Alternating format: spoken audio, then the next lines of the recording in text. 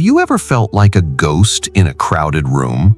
You're speaking the truth, your logic is flawless, yet your words seem to evaporate into thin air before they even reach the other person's ears.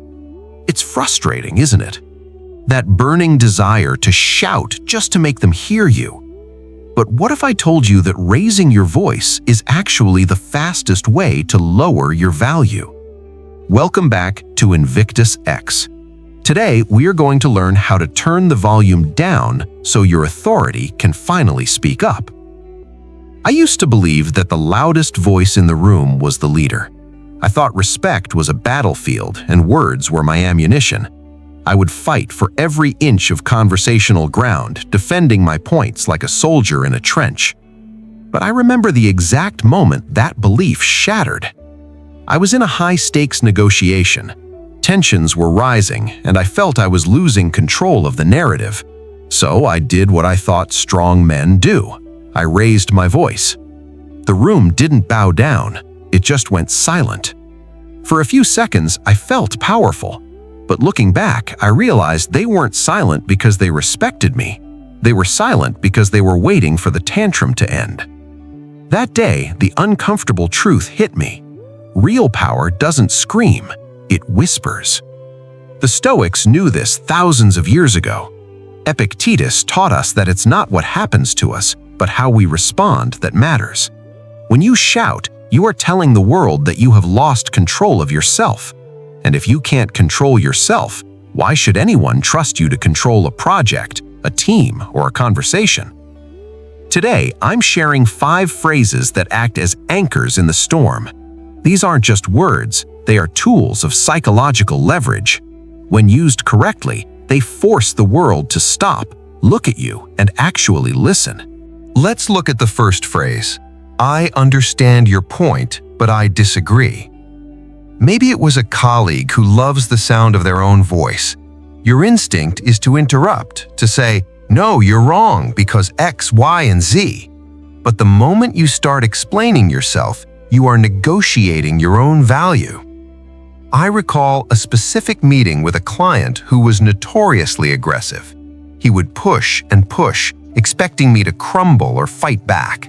Instead, I waited for him to finish, looked him in the eye, took a deliberate breath and said, I understand your point, but I disagree. I didn't offer a 5-minute apology. I didn't stumble. I just let the sentence hang in the air. This is powerful because of what it doesn't do. It doesn't attack them so their ego doesn't flare up. By saying, I understand, you disarm them. But by adding, I disagree without immediate justification, you signal that your opinion is valid simply because it is yours. You are separating your judgment from your emotion. As highlighted in Insights from Glass, justice and respect are about treating others fairly while maintaining your ground. You acknowledge their humanity without sacrificing your sovereignty. The second phrase is for those moments when lines are crossed. I don't find that appropriate. We've all been there. A dinner party, a break room, a family gathering. Someone makes a joke that stings. It's slightly offensive, maybe sexist, maybe just rude.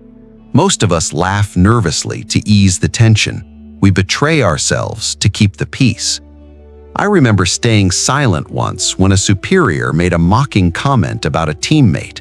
I went home feeling small, not because of what he said, but because my silence acted as a signature of approval. Never again. Now, when that line is crossed, I use this phrase, I don't find that appropriate.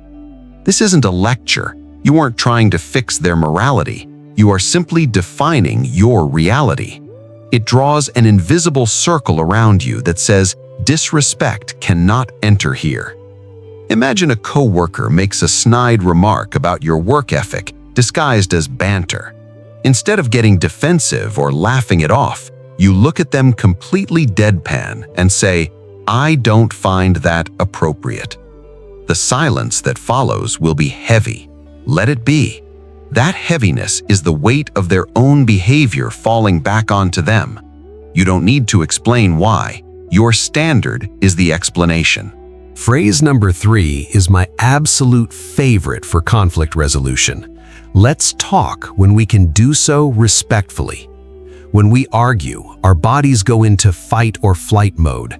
Our heart rate spikes and our prefrontal cortex, the part of the brain responsible for logic, actually shuts down. We become biological machines reacting to threats.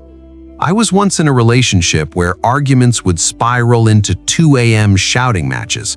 We weren't solving problems, we were just trying to hurt each other. One night, mid-fight, I realized nothing productive would happen. I stopped and said, "Let's talk when we can do so respectfully," and I left the room. At the time, my ego screamed at me to go back and win the argument, but as I read later on GLASP, establishing boundaries by being stoic and walking away from drama sets a tone of self-respect. It's not running away, it's mastering the environment. By using this phrase, you are setting a condition for access to your mind. You are teaching people that disrespect is a wall that cuts off communication instantly. When you return to the conversation an hour later, the dynamic has shifted.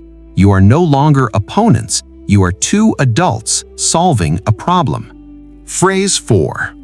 I'd prefer not to continue this conversation. This is for the energy vampires. We all know them. The people who want to drag you into political debates, gossip circles, or endless loops of negativity. They don't want a solution, they want an audience. I used to think I had to listen to everyone to be a nice person. I would stand there nodding while my energy drained away. Marcus Aurelius said, "The best revenge is to be unlike him who performed the injury." When you engage with chaos, you become chaotic.